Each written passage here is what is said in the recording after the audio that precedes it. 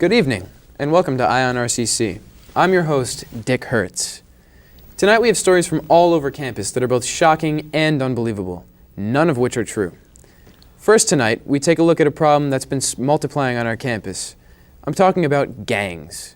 Some people might call them clubs, but that's just a nice word for gang. We turn now to our senior gangbanging correspondent, Frank Rizzo. First, Frank, where did you gain your gangbanging experience? Were you once a Blood? Perhaps a Crip? No, Dick. I was a Boy Scout. Talk about a gang that stayed under the radar for years. Really? Oh, yeah. We've all heard of merit badges and cooking badges before, but what about putting an eye out badge or beating the shit out of an undeserving person badge? We don't hear about these things because they're hidden deep in the organization, but trust me, they're out there. I happen to have a few myself, but we're not talking about me.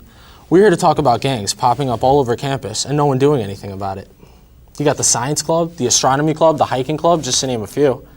It seems like all they do is give these gangs pussy names and no one thinks twice about it. Is it so hard to see the parallel between the hiking club and the kidnap someone and beat them in the woods club? Just think about it, Dick, because it's happening right underneath your big fat face. How easy is it for someone in the astronomy club to point their telescope right into our homes? That's right, to see us on Saturday nights, dressing up like Sarah Palin and being forced to answer questions that we don't know the answers to. Only in the end to be beaten with the happy stick. You know, if that actually happens. But it kind of sounds to me like you're just taking normal, leisurely activities and predicting the worst possible outcomes. So what? Maybe I am, Dick. What's the difference? Please don't interrupt me again or I'll get another smack loser in the face because he's pissing me off badge. It's like every point I make, you come in and shut it down. All right, so I didn't have a lot of time this week to do my story. I'm sorry. I was busy earning another bang your boss's wife badge. There, is that better, Dick? Do you feel like a bigger person now? Because I do. Whew. Well, thanks, Frank, for that insightful report. Yeah, all right. Great name, Dick. I bet it's short for something. Haha, yeah, one for Frank. This just in. Sitting in front of the TV too long may kill you. Watch our exclusive 26.5-hour, 12-part miniseries tomorrow. You know, going to college can be stressful at times. Papers due, tests to take. For years, students have been relieving some of that stress in the college game room. This institution is as old as the college itself. And yet the majority of the students remain unaware of what really goes on there. Some say the school paper gets a cut to keep quiet. But nevertheless, the underground gaming industry at RCC is beginning to show its true colors. Our very own Chili Michaels ventured into the seedy underworld to see if this is really all just fun and games, or if somebody's losing an eye. Let's see what she found. Hey Dick, let me tell you something. The game room at RCC is a place where fortunes are won and lost. That place can be rough, and I've been to Foxwoods. I saw one guy beaten to a pulp after he lost everything on foosball. Apparently, he owed money to the local loan shark, Paul. Wow. He looks ruthless. Oh yes, Dick, that's all muscle under there. Gambling addiction has gotten so bad, some students, when they run out of cash, are putting up college credits as currency. Last week, the Halo champ walked out of there with a degree in psychology. This place is turning good, honest people into gun-toting criminals with no values or sense of right and wrong. Kind of like reality TV. Even this humble reporter fell victim to the temptations while I was there. It starts out all in good fun until you're knee-deep in knock hockey with 2 semesters of Spanish and your balls on the line. But don't worry, I made it out. To be honest, this reporter found the game room at RCC to be misunderstood. I made some really good friends there. I even got a tattoo I didn't want. For free. Well, I don't know if you would call them friends. I mean, anyone who comes to your door at 3 a.m. telling you it's either your ass or their money is going to be in their pocket that night may not be a friend of yours, but I think we can both agree. There's love there, Dick. I think the RCC game room teaches a lot of lessons students wouldn't find in regular classes. Such as?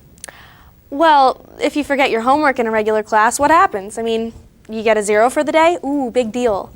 In the RCC game room, when it's time to pay, you pay. Or before you can say student union, you and your family are out turning tricks on Route 59. I mean, they really teach responsibility.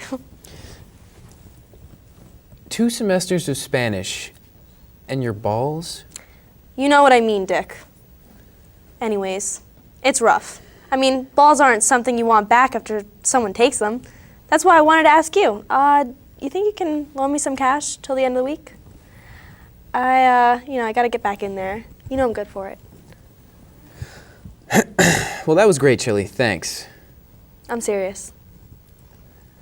You know, it's becoming harder and harder for everyday students to get by without a computer for class.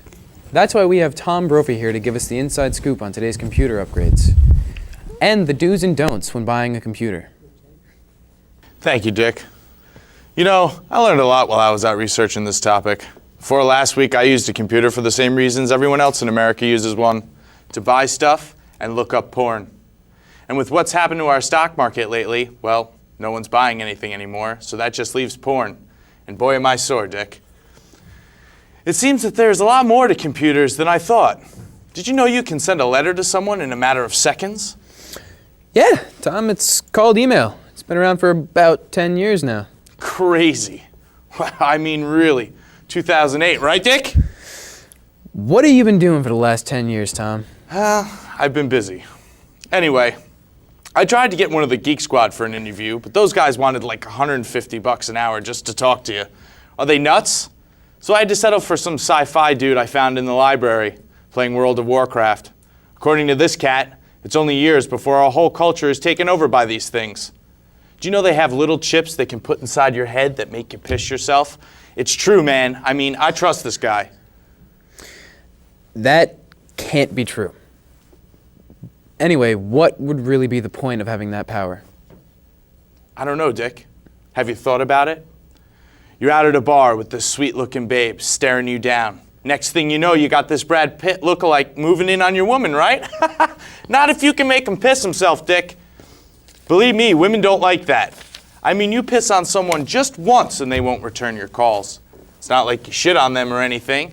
And even if you did, isn't everyone allowed one party foul? I don't know. I try not to urinate on anyone if I can help it. That's funny, because most of the women I hang out with, they ask for it. But we're losing the point here, Dick.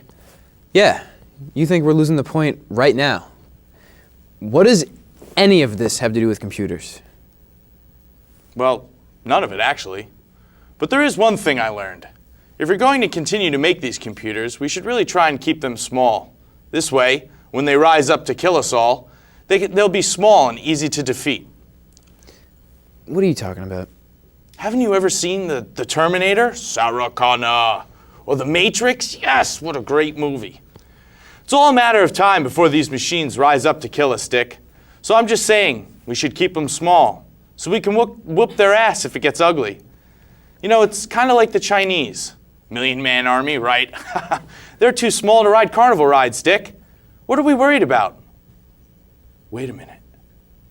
Wow, if you think about it, maybe that's why they make these computers, so that they can put their little human bodies inside them and kill us all. That's what we really need to watch out for. Wow, that's really ridiculous. Whatever, man, I see the writing on the wall. Okay, Tom, thanks for that great story. Tom Brophy, everyone.